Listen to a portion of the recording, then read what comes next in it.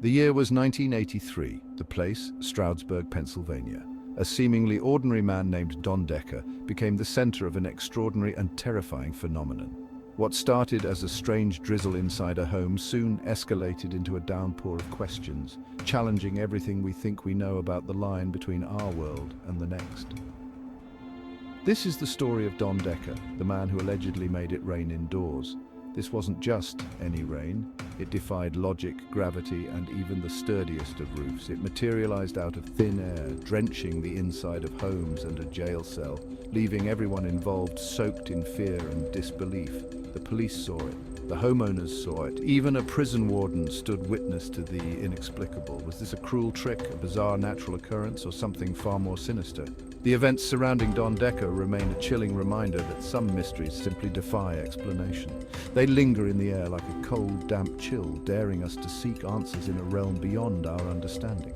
Join me as we delve into the heart of this unsettling case, exploring the details, the witness accounts, and the lingering questions that continue to haunt this small town and everyone who has heard its strange tale. Don Decker wasn't always the epicenter of a supernatural storm. He was a young man with a troubled past, haunted by a darkness that seemed to follow him like a shadow. His story takes a grim turn with the death of his grandfather. Don had been close to the man, but their relationship was complicated, shrouded in whispers of family secrets and unspoken resentments. As Don prepared to attend his grandfather's funeral in February of 1983, a sense of unease settled over him. It was as if a cold, unseen hand had gripped his heart, warning him of the strange and terrifying events that were about to unfold.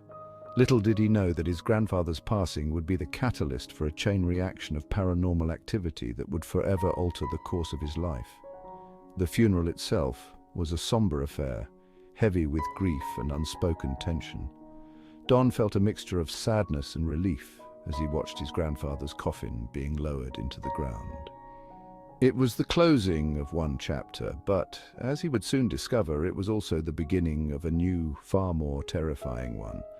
The ground, freshly dug and damp with winter's chill, seemed to hold a dark energy that day, an energy that would follow Don back to Stroudsburg and unleash a torrent of unsettling events. Don Decker's journey into the heart of this paranormal storm began at the home of the Kiffers, a couple who had befriended him. He was staying with them temporarily, seeking solace and stability after his grandfather's funeral. However, the peace he sought would be shattered by a series of increasingly bizarre and unsettling events that would plunge their home and Don himself into a maelstrom of terror. It started subtly, almost imperceptibly. A drop of water here, another there, splattering onto the floor of the living room. At first we dismissed it as a leaky pipe, an annoyance easily explained away. But as the drops turned into a steady drizzle, their annoyance morphed into confusion, then concern, and finally, stark terror. The rain, if that's what it could be called, was coming from inside the house, seeming to materialize out of thin air. We watched in disbelief as the drizzle intensified into a steady downpour, soaking the carpets, the furniture, even the walls. It was as if an invisible storm cloud had taken up residence within our home, unleashing its fury in a torrent of inexplicable precipitation. Panic set in. Something was terribly wrong. And at the center of this meteorological mayhem stood Don Decker, seemingly oblivious to the chaos swirling around him. He sat in a chair, his gaze distant, his body trembling as if in a trance. Was he the cause of this bizarre phenomenon, or merely another victim caught in its terrifying grip? The rain inside the Kiefer house wasn't some isolated delusion.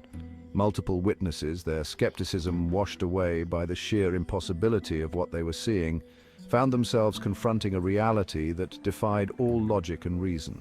Their accounts, given with a mixture of fear and bewilderment, painted a chilling portrait of a home besieged by an unseen force. Even the local police, summoned to the scene by the Kiefers' frantic call, were left speechless by the sight that greeted them. These were men trained to deal with the harsh realities of life, to maintain order in the face of chaos.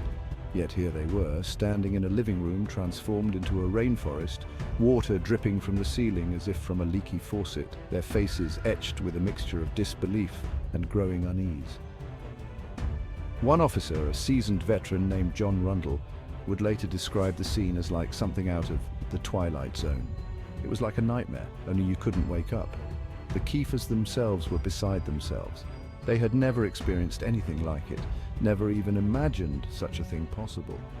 It was as if the laws of nature had been suspended, replaced by a reality where the impossible was not only possible but happening right before their eyes. Their fear was palpable, contagious, spreading to everyone who stepped foot inside their rain-soaked home. With the Kiefer house seemingly under siege by an entity that defied explanation, talk turned to the supernatural. Desperate for answers, and even more desperate for the terrifying rain to stop, the Kiefers reached out to their friend, a local restaurant owner named Bob Kiefer. Bob, a man of deep faith, believed that Don Decker was somehow possessed, a conduit for a malevolent force that was using him to unleash this watery chaos upon their world. Acting on his convictions, Bob contacted his pastor, who arrived at the Kiefer house ready to confront the unseen forces he believed were at play. The air crackled with tension as the pastor, armed with his faith and a Bible in hand, prepared to engage in a spiritual battle for Don Decker's soul. The pastor moved with a quiet authority, his eyes filled with a mixture of concern and determination as he laid his hands upon Don's trembling form. The exorcism, if that's what it truly was a harrowing spectacle. Don thrashed and convulsed, his voice a guttural rasp as he spewed forth words that sounded alien, twisted. The rain intensified, pounding against the walls, the ceiling, as if mirroring the turmoil raging within Don's soul. The witnesses watched, their faces pale with a mixture of fear and morbid fascination as the battle between the seen and the unseen raged on. Would the pastor's faith be enough to banish whatever darkness had taken root in Don Decker? The exorcism attempt, while intense, provided only temporary respite. The rain subsided, the air in the Kiefer house seemingly cleansed of its oppressive weight. But the reprieve was short-lived. Don Decker's troubles were far from over. In a strange twist of fate, he was arrested shortly thereafter on an outstanding warrant for receiving stolen property, an incident seemingly unrelated to the paranormal chaos that had unfolded in the Kiefer home. Don was taken to the local jail, where he was placed in a cell, alone with his thoughts and the lingering shadows of his recent ordeal.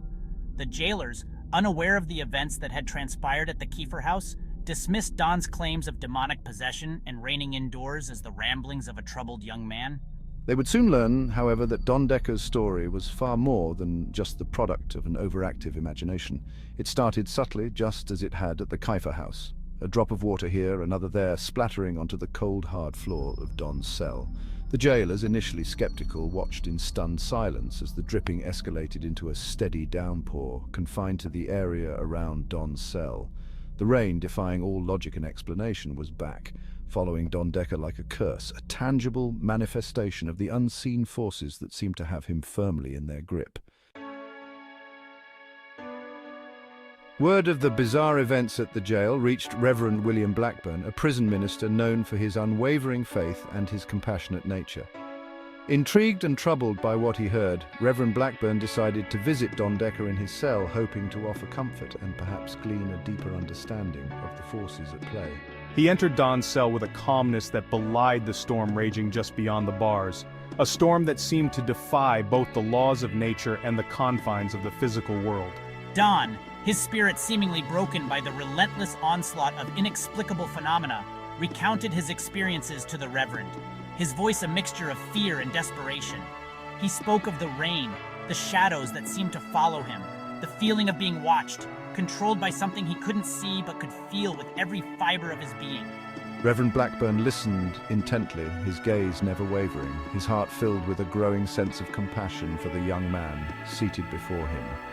Reverend Blackburn, unlike the skeptical jailers, believed Don's story.